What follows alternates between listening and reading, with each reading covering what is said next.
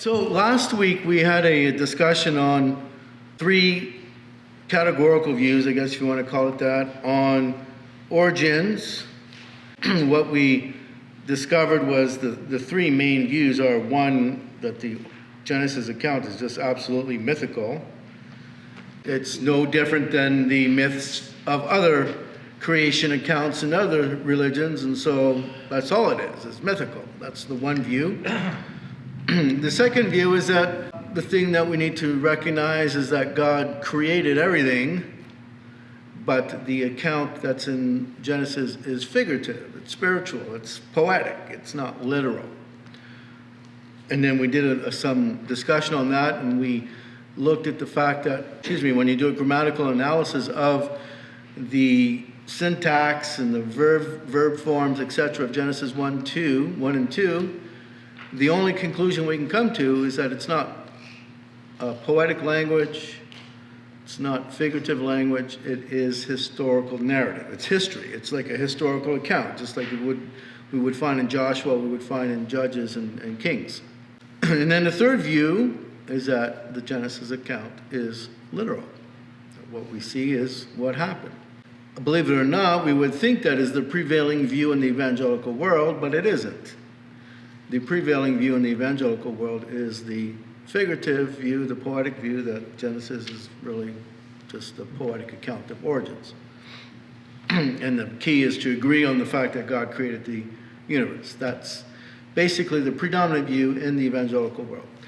Now, I hold to the view of the third view, that it is a literal account, that's how it happened. Obviously, the details are not there, but it is a 6-day creation account. And there's two reasons why I believe that. One is biblical reasons, and the second one is scientific reasons. As you know, I did do a degree in science, 4 years of biomedical sciences, so I had to sort through all this stuff. I was a young Christian, and when you go to your biology class, obviously the narrative there is the evolutionary narrative. So I was reading my Bible and I was listening to my lectures, and I said, "There's a problem here. So let's sort this out." And so the Lord helped me sort it out. So after 4 years of science, I didn't come out an evolutionist. I came out as a creationist. And so we're going to look this evening at some of the scientific reasons why the evolutionary theory is deficient.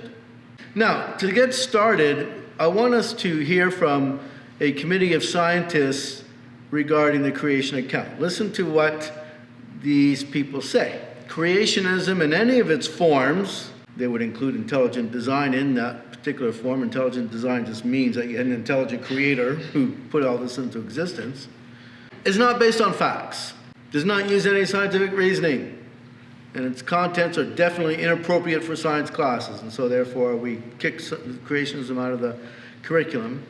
And the Assembly calls on educational authorities and member states to oppose firmly any attempts at teaching creationism as a scientific discipline. That is basically how it goes in the public schools and in the universities. You'll never hear anything about creationism. Even intelligent design is taboo in university settings. Intelligent design, like I say, basically means you have an intelligent designer. You have design and creation points to an intelligent designer. That too is taboo. People lose their jobs if they teach anything like that in the universities. So we are in a battle of worldviews. I believe that's ultimately what this is about. And it centers around two factors. One is the authority of Scripture, and the other is a biblical view of human origins. So we're going to take a quick view of what Scripture says about our origins, and then we're going to look at what science says about it, and hopefully we'll be out of here before 7:30.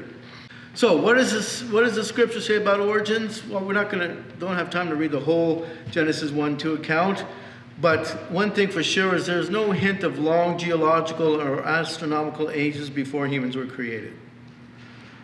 The old earth model of deep time goes against the testimony of even Jesus. Jesus affirmed a literal history of the Genesis account.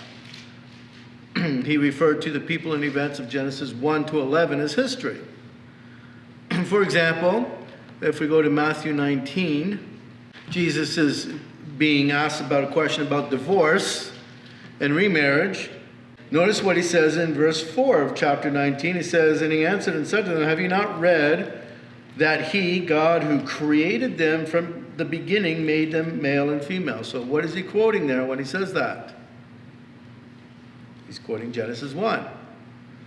And he said, for this reason a man shall leave his father and mother and be joined to his wife, and the two shall become one flesh.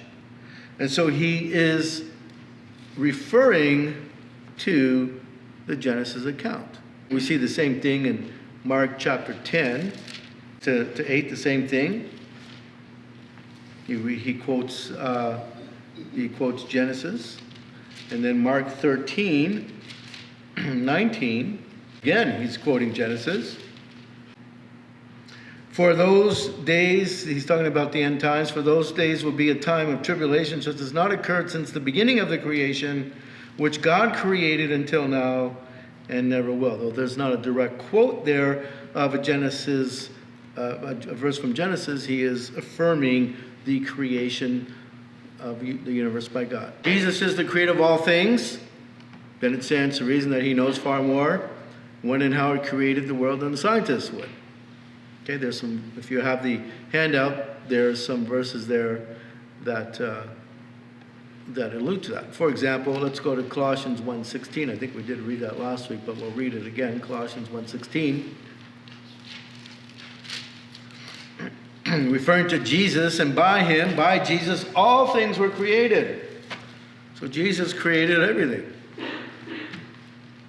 Both in the heavens and on earth, visible and invisible, whether thrones or dominions or rulers or authorities, all things have been created through him and for him.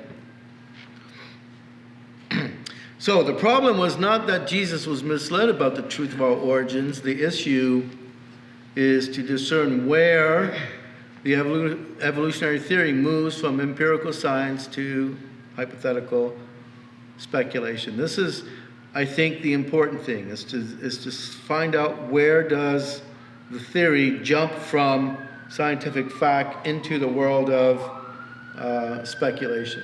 So once we discern where that is, then we can understand where it falls apart.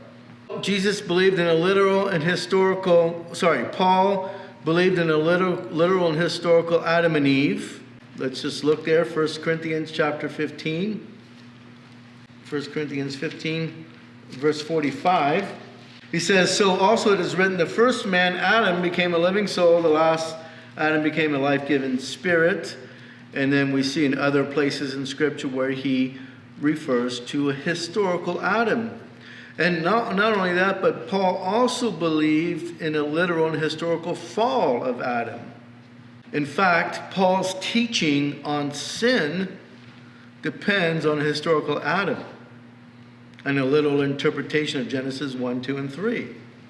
You see, if we embrace an evolutionary explanation to account for the emergence of all biological life forms and diversity, then we run into the problem of placing death, disease, and suffering before the fall of Adam. What does Paul teach with respect to death and sin? How did death come about? Sin. Paul says in the Scriptures that Adam fell into sin, and through sin death came. So death has to happen after the fall, but the evolutionary theory must put death before the fall, because you have to have death in order to drive the evolutionary process. So anyone, even a Christian, who believes in the evolutionary theory, then they have a problem with Paul's teaching on sin and death. Okay, like Romans 5:14. Romans 5:14 tells us this.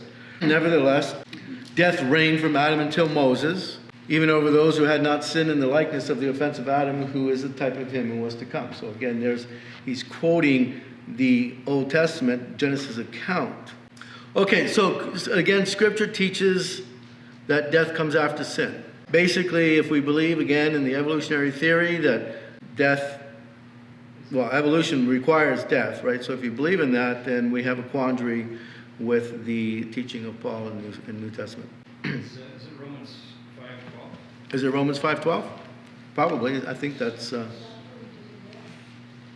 as by one man sin entered into the world, Yeah. and death by sin. There you go. That's it. Okay? So there Paul's telling us how death came about. There wasn't death before the fall. Okay. So that's an overview of what the Scripture teaches. Obviously, we're not going to go into the whole detail of exegeting the first 2 chapters of Genesis. But Jesus affirmed the Genesis account of creation.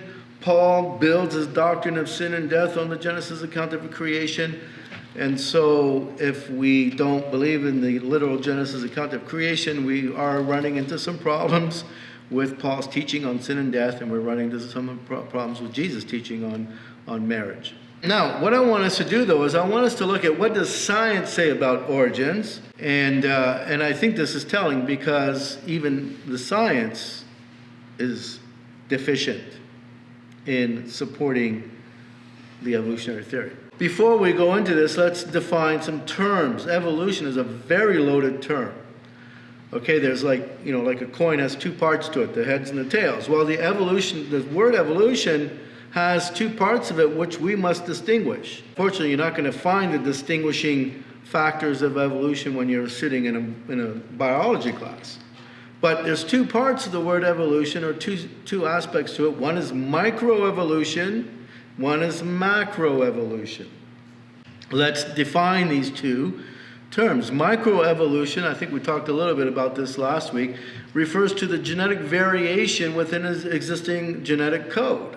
So you have these kinds of organisms. You have the dog kind, you have the cat kind, you have, the horse kind and the cow kind or whatever. And within those kinds, there's lots of genetic variation. Look at all the different varieties of dogs we have around. And cats.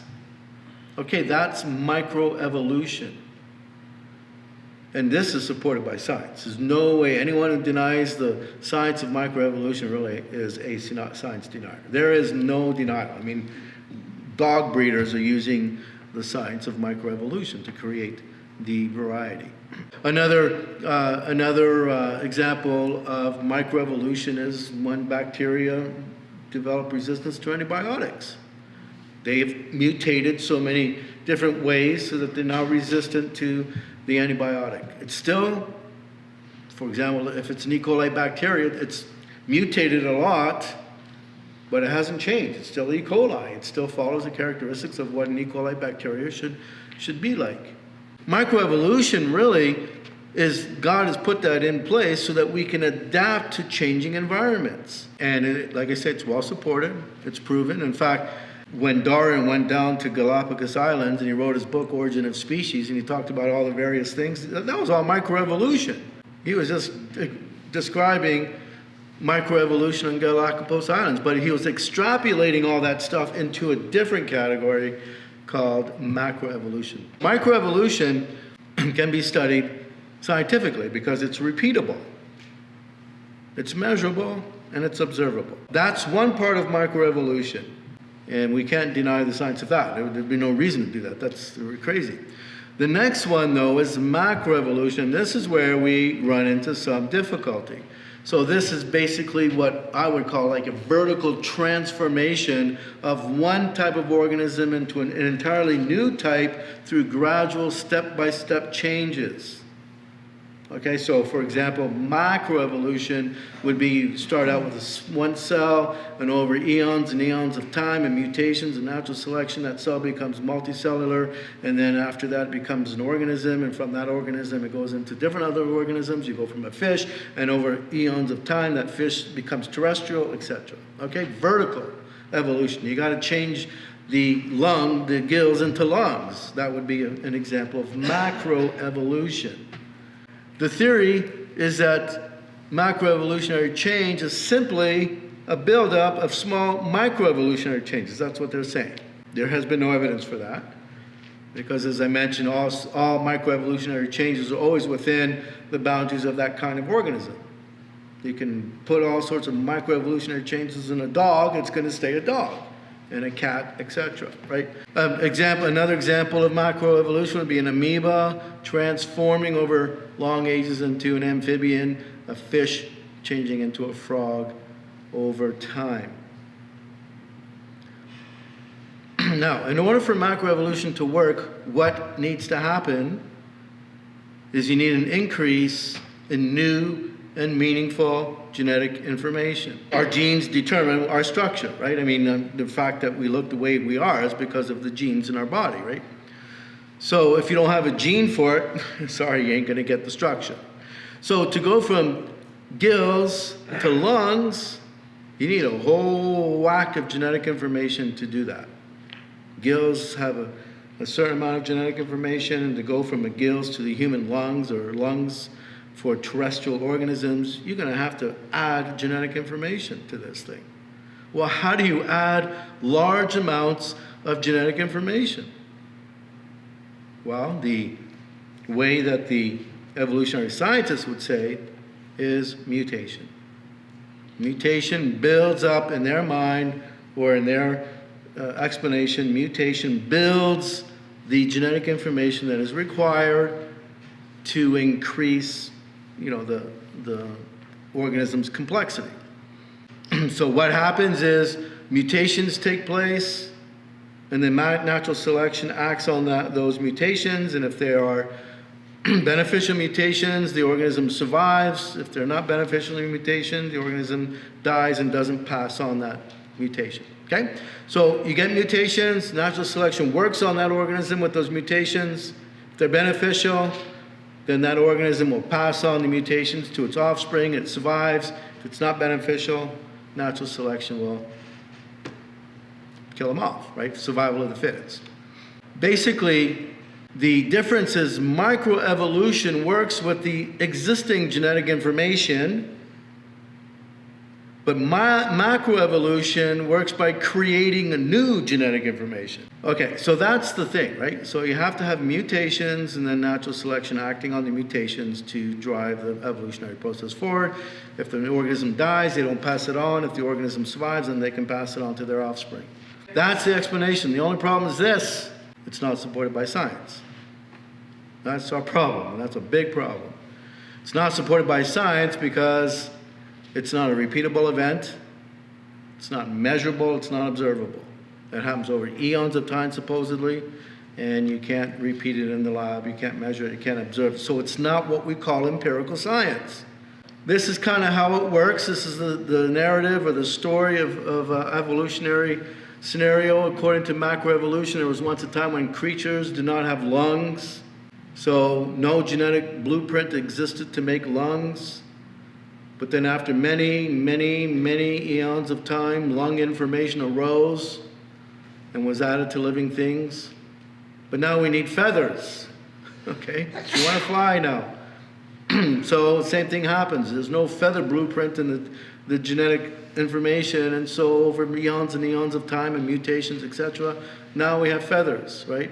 So creating new anatomical structures like lungs and feathers and livers requires massive amounts of genetic information. All right, here's our problem. This is the problem. Experiments have shown over and over, they have done thousands upon thousands upon thousands of experiments on mutation. The vast majority of them are harmful. You don't want a mutation. No one wants that. In fact, H.J. Muller, who is a Nobel Prize laureate for his work on mutations, says good mutations are so rare that we consider them all bad. Furthermore, if you want to pass on the mutation, I can have a mutation on my skin. I'm not passing that on to my kid, because the only information that gets passed on to the children are the information in what we call our germ cells. For the male, it's the sperm, and for the female, it's the egg. The mutation has to be in there, because that's where you're transmitting it on to the next generation. A mutation on my skin cell is not going anywhere, but the only person affected by it will be me. I'm not going to pass that on to my kids. It has to happen in the germ cell. Third is this. There's a Prof. Lee Spetner. He's a scientist at Johns Hopkins University. He said, in all the reading I've done in the life science literature, I have never found, in all the literature that exists out there, never found a mutation that added information. That's interesting. All mutations that have been studied turn out to reduce genetic information, not increase it. That's what the science tells us. All mutations go downward. This is how I envision it. You have, back in the day when we had encyclopedias that were not hand printed, but you could turn the pages. Encyclopedia Britannica had like 25 volumes. That's an exhaustive amount of information. Well, let's say, you know what, I don't want a 25 volume one, I want a 20 volume one. Okay, well, you know what's happening? They're taking some information out of that to make it 20. It's still exhaustive, man. There's still tons of information in that 20 volume encyclopedia. It's not as exhaustive as a 25, but it's still there. Well, let's go with the 15 volume Encyclopedia Britannica. That's still a whole whack of information, but a little less information than the 20, etc. You see where I'm getting at? So that's what mutations are. That we have an exhaustive amount of genes in our bodies, and the mutation may not make much of a difference, but it is a loss of information, not a gain in information. When I go from 25 volume encyclopedia to 20, I'm losing information. Still a very useful resource at 20 volumes, but it's a loss. And that's exactly what happens with genetic information. There is not one mutation that adds information to our genetic code. It always subtracts. So you can't create new structures through mutations. You can't. There is no science that supports an addition of genetic information. And so there's our problem. This is why the macroevolutionary theory does not hold up by science. Science doesn't support it. It's a worldview. It's an explanation. It's a naturalistic explanation to explain how all the diversity of organisms that we see.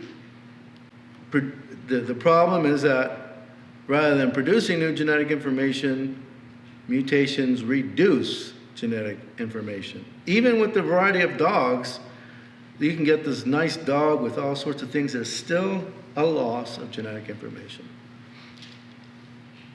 Even when bacteria mutate to become resistant to antibiotics, even though it's resistant to antibiotics, it still suffered a loss of genetic information. Okay, so unfortunately for the evolutionists, you can't appeal to mutations. You can't invoke mutations to create new anatomical structures. It just is not there. The science is not there. But anyway, just to say that the the empirical science tells us that mutations are a loss of information. They could be a beneficial loss. A person can benefit from that mutation, but it's not building up, it's taking away. It's a loss of information. And so we got a problem. You can't build feathers or lungs from gills because your mutations are actually going to take away rather than add to. Okay? So it's more of a devolution rather than an evolution. It's more going downhill than going uphill. Now, natural selection, basically, what that does is just works with it's like an editor. It works with what exists. And if the genetic information is not,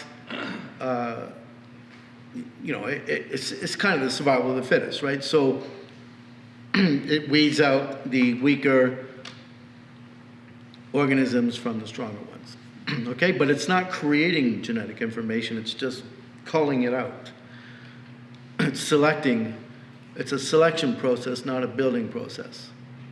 Okay? So natural selection is not a creative process. It can only work with the genetic information that already exists in that organism. So there is no new information created by natural selection. All right, so basically what we can say is this: natural selection acting on genetic mutations can account for microevolutionary changes. Absolutely, the diversity of kinds, the breeding of dogs and that sort of stuff. Those are selective processes acting on genetic mutations. And so microevolution moves forward through genetic mutations and natural selection. But mutations cannot account for the vertical, okay? For the vertical type of evolution that is required for the evolutionary process. Okay, so the long and short of it is this. When you hear the word evolution, always make the distinction in your mind, micro and macro. What is the person talking about? Are they talking micro or they're talking macro? Okay? And so what I see all the time, I haven't been reading the literature lately because I've been out of the science world for quite a while, but in the past when we found evidence for evolution, and then they give you the evidence. And it's always evidence for microevolution. There's no evidence for macro. So they take the evidence for micro and they extrapolate it into the macro category. You can't do that. That is being dishonest with the information. Show me if you ever find evidence for macroevolution. I'd love to see it. I don't believe it's there. George, Yeah. isn't it simpler, I guess, explaining to other people to differentiate micro as adaptation as opposed to using the word evolution? Yeah. It gets confusing. Yeah. I would say that's more accurate. But I think what we need to do as well, the scientists are using the term evolution. So I think what we need to do is say, okay, well, when you talk about evolution, what are we doing? So yeah, adaptation is the micro, and macroevolution is the evolution. So it's just terms, and it's very important for us to distinguish the terms. That's evolution. Now, not only is evolution a loaded term, science is a loaded term. All right, so we need to distinguish two kinds of science. And I think once we do these categories, then we can navigate through the literature. We can navigate through the narrative. Okay, so there's two kinds of science.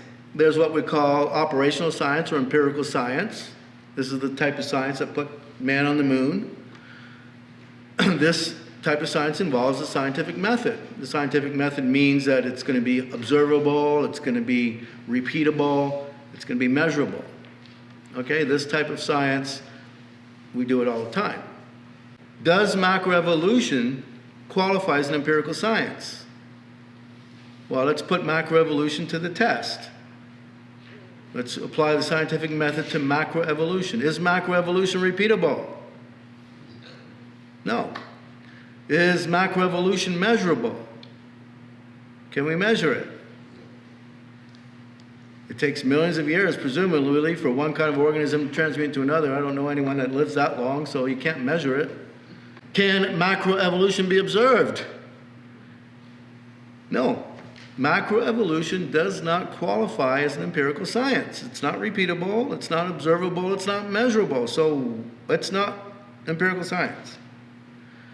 Okay, it's not possible to establish scientific knowledge without scientific evidence and without verifying its objectivity and scientific character by reproduction of experiments and or observations. This is a standard definition. Based on that definition, which is written by a bunch of evolutionary scientists, macroevolution must be rejected as a scientific theory. Microevolution is repeatable, it's observable, and it's measurable, so that is an empirical science. Now, the other kind of science is what I would call origin science. Now, that's a different ballgame. This type of scientific enterprise does not involve the scientific method. So I'm going to make a case that creationism and evolution fall in the same category. They fall in the category of origin science.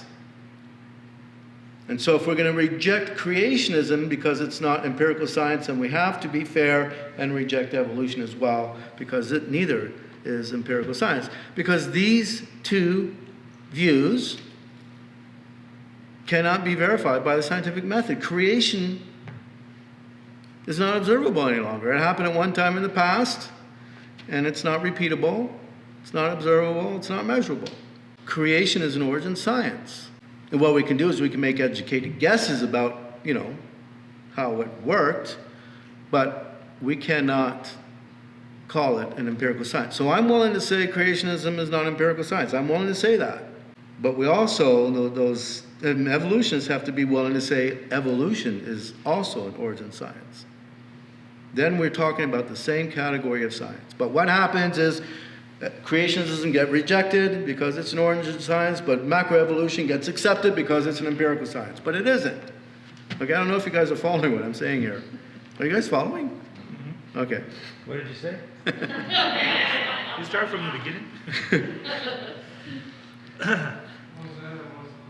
Okay, so the truth of past events cannot be discovered by the scientific method, but it can be discovered by other methods.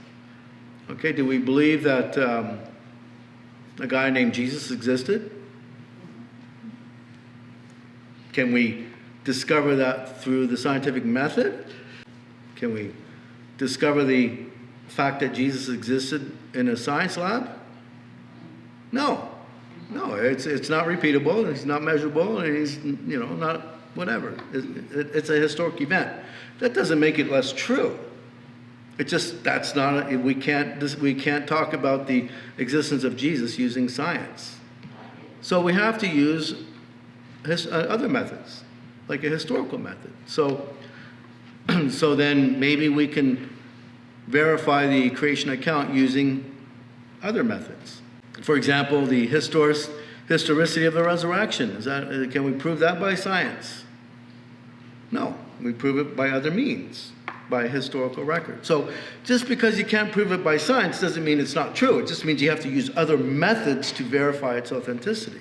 Macroevolution is an origin science, not an operational one. It's not an empirical science, it's an origin science. So basically, it is a speculation. It is an explanation about an unobservable, unmeasurable, and unrepeatable past.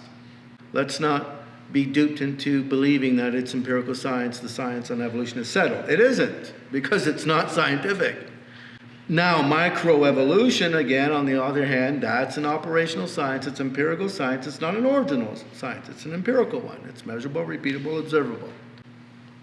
Again, the tendency for evolutionary scientists is to take evidence from microevolution and use these evidences to explain macroevolution. This is why they call creationists science deniers.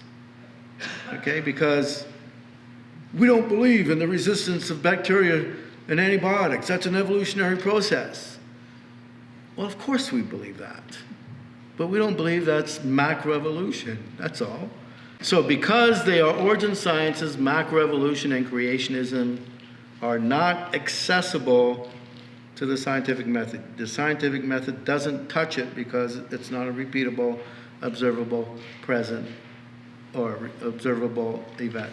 So again, both origin sciences are faith positions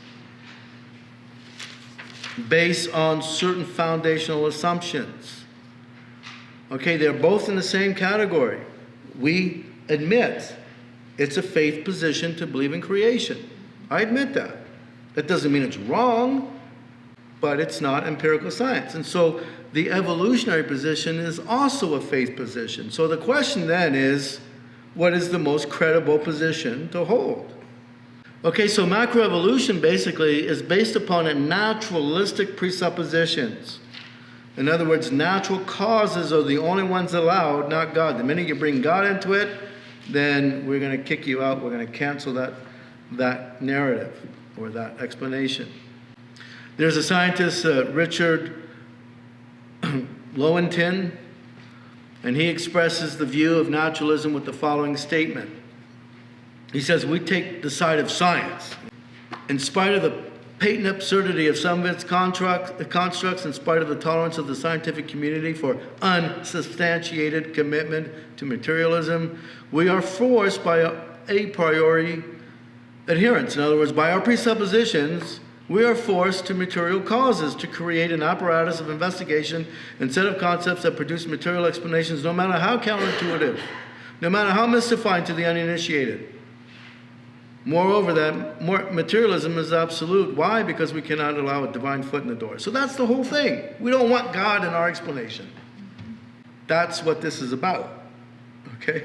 It's trying to explain everything that we see without God. So you have to explain it somehow. So the way you explain it is through the so-called theory, the so-called scientific theory of evolution. But what I'm saying is it isn't a scientific theory. It's a theory based on a presupposition on a naturalistic, materialistic worldview. They're going to explain everything from a naturalistic worldview. This is why a guy can have 4 PhDs. He stands in front of a biology class and he or she says, Darwin's theory cannot explain everything that exists. We may have to consider the possibility of an intelligent designer. Doesn't matter how educated you are, that narrative is not allowed in the academic classroom in universities. Classic cancel culture started way back. Just cancel the explanation because doesn't fit the materialistic narrative. So again, both creationism and macroevolution fall in the same category. They are called origin science. And so evolution, and again, when I say evolution, I'm talking about macro, is based on a materialistic presupposition, whereas creationism is based on a supernatural presupposition. We believe in a supernatural God. And because we believe in a supernatural God who is able to create all things at his command, then we have no problem believing in the possibility of something being created out of nothing. That God in his wisdom and power created the universe out of nothing in 6 literal days. And I think there's enough evidence to support that position. The Bible, so in conclusion, the Bible affirms a recent creation, and empirical science does not support macroevolution because it's not accessible to the scientific method. So both macroevolution and creationism are both faith positions, not based on scientific evidence, but based on faith positions. So either one's a naturalistic faith position, there is no God, or the other one is there is a God. So that's what determines how we would explain origins. So really what it comes down to is the evolution-creation debate is not a scientific debate, it's a debate on worldviews. It's a worldview debate. It's a battle of worldviews, not a battle of science. So I don't buy this whole argument that creationism is not science and evolution is. That is a bunch of narrative, because both of them, creationism and macroevolution, fall into the same category of origin science. All right, so there is tons of evidence. We don't have time to get into it now, but there is tons of evidence to support a recent creation account. And I think I'll just end with this. One of the most compelling evidence is what I would call carbon dating. Not what I would call carbon dating, but what is carbon dating? So, for example, if a sample has carbon, radioactive carbon in it, if we can detect radioactive carbon in a sample, it can be no older than 60,000 years. Okay, because after 60,000 years, it's what we call carbon dead. It just doesn't emit radiation any longer. You can't detect it. So any carbon that exists, not radioactive carbon that exists, proves that organism had to be at least 60,000 years younger. So a classic example is this, diamond. Okay, the evolutionary perspective on diamond is that diamond was formed millions upon millions upon millions of years ago. Diamond is pure carbon. Okay, and it's way down there. You got to mine it, So it's in what we would call the closest we could call to a closed system. A closed system means it's not influenced by its environment. So you can't add carbon to it and you can't extract carbon. It's pretty closed. So diamond, according to the evolution theory, like I say, should be millions of years old. Well, lo and behold, they found diamond and it's pure carbon. And what do you know? There's radioactive carbon in there. It's emitting radioactive carbon dating. There's carbon-14 in it. So what does that say? If there's carbon-14 in this diamond, this sample of diamond, it can't be older than 60,000 years old because it's carbon dead at that point. All right, so any radioactive carbon is proof that it's recent. You can't have a 4 million year old sample with radioactive carbon in it because it wouldn't be emitting radiation. Okay, so to me, carbon dating is good evidence of a recent creation. Now, I'm not saying that Earth is 60,000 years old. All I'm saying is that you can't get something older than 60,000 years. Okay, so diamond can't be millions of years old if it's emitting radioactive carbon.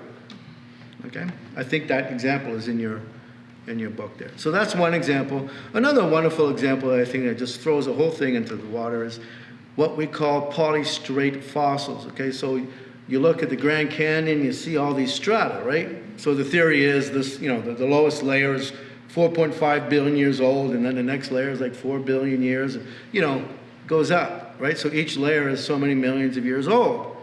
Well, what have they found? They found fossils that penetrate 4 layers. Okay, so the base of the fossil, let's say it's a tree fossil, the base is 4 million years old, and then it penetrates about 4 or 5 layers, and so the top of that tree is now, 800,000 years old. So polystrate fossils just throws the whole thing in the water. The best way to explain the layers that we see in Drumheller or in Grand Canyon or whatever, the best way to explain that is if you have massive hydrological forces created by a global flood, moving massive amounts of sediment all over the place and dropping layers of sediment, during the flood. That to me is a perfect way of doing that. And then no wonder you get polystrate fossils, is that an organism got stuck vertically while the layers were being laid up. So polystrate fossils is a perfect example of what would happen in a flood situation. So any questions or comments? That's the same way as they do a tree, isn't it? By the roots around and they cut it off Yeah. by the years. Yeah. But something like the Grand Canyon, if you have a global flood, you can create a Grand Canyon in weeks. Look at the amount of damage a flood does. Think of, Katrina, or, think of a tsunami.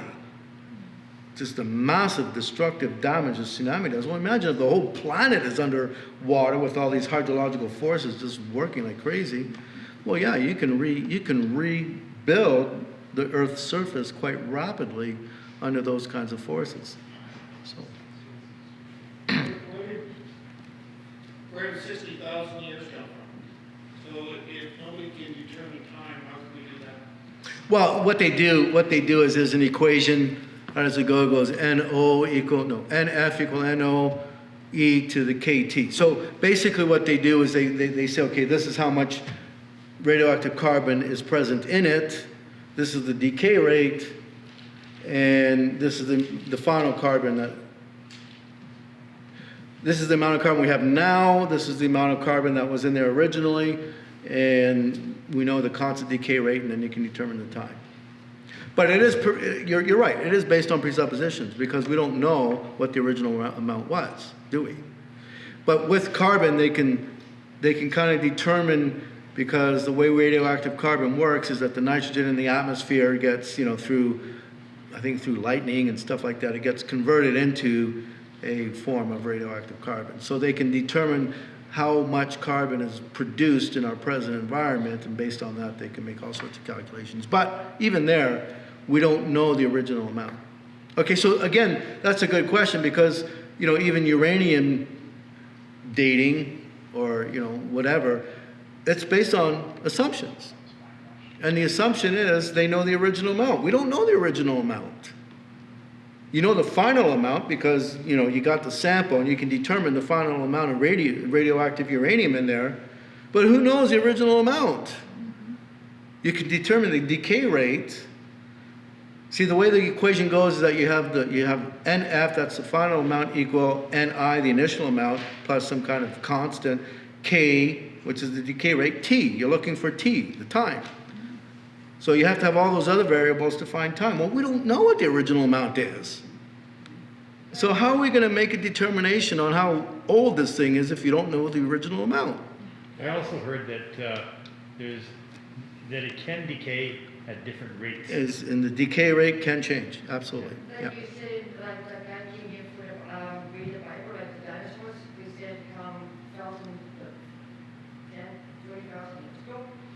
And the Bible, like, how do you know the Bible's changed the words? Because how do you know it's not million years or 1,000 years? How do they change the words? Like Yeah. numbers. Yeah, it's all based on assumption, right? It's like, you know, I can fill up a jug of water. You know, I know the amount I have in this thing, and then I fill it at the same rate, whatever.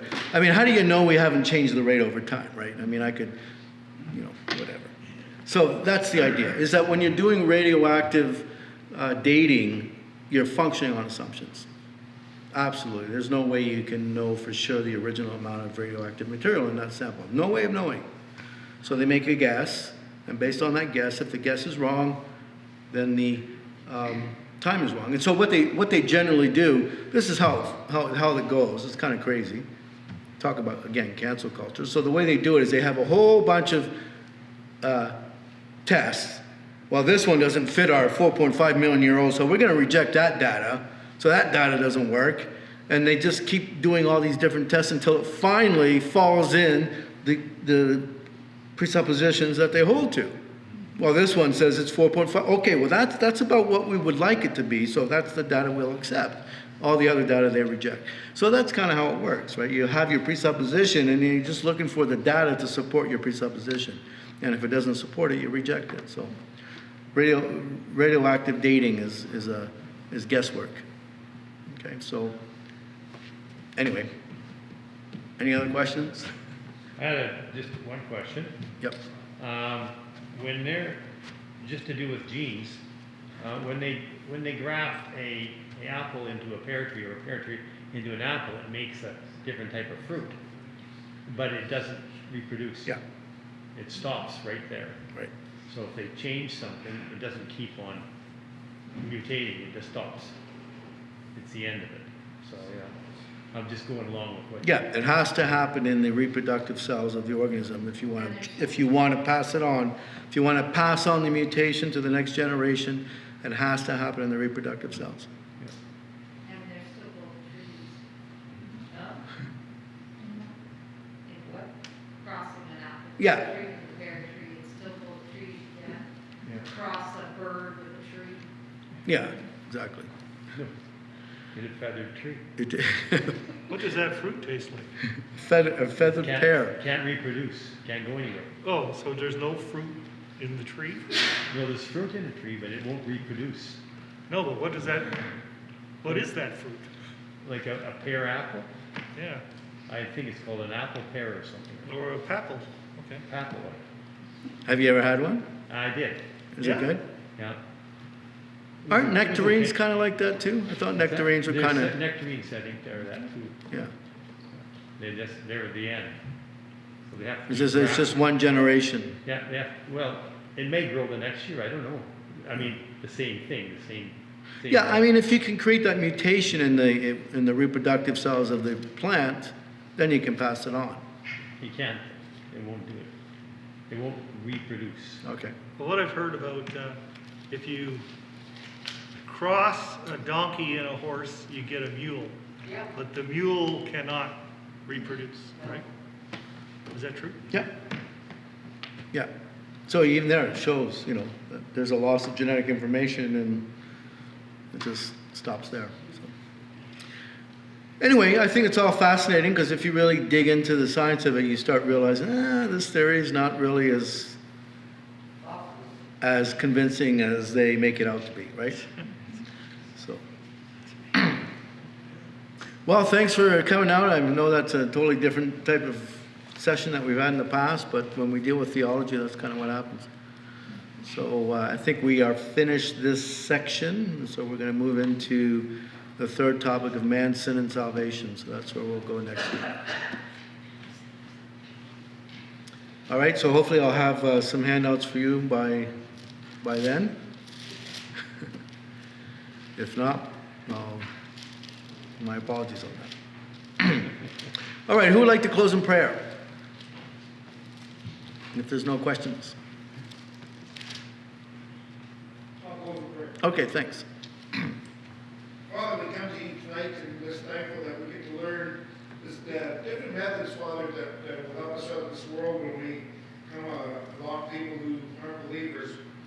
But as Pastor Josh said, that it's faith that we lead the way. So, Father, we just need to make sure that we're ready and willing to share our faith in what God does for us. So we now tonight, as we each travel home, we just ask for your guidance. Again, pray for those who had surgery lately, and for Jennifer with her back. Just pray for her strength there, and for Linda and Irv, that they would be there to help her, and for each one there. I'm thankful to see George out this morning for the meeting, and we just pray for his cancer as well. Just ask for your strength there. So now we just give you thanks for our Savior, who's always looking after us, and pray that tomorrow will be a new day if the Lord doesn't come tonight. In his name we pray, Lord Jesus. Amen. Amen. Thank you so much for praying. Thanks for coming out. And we'll see you either throughout the week or next Sunday, Lord willing.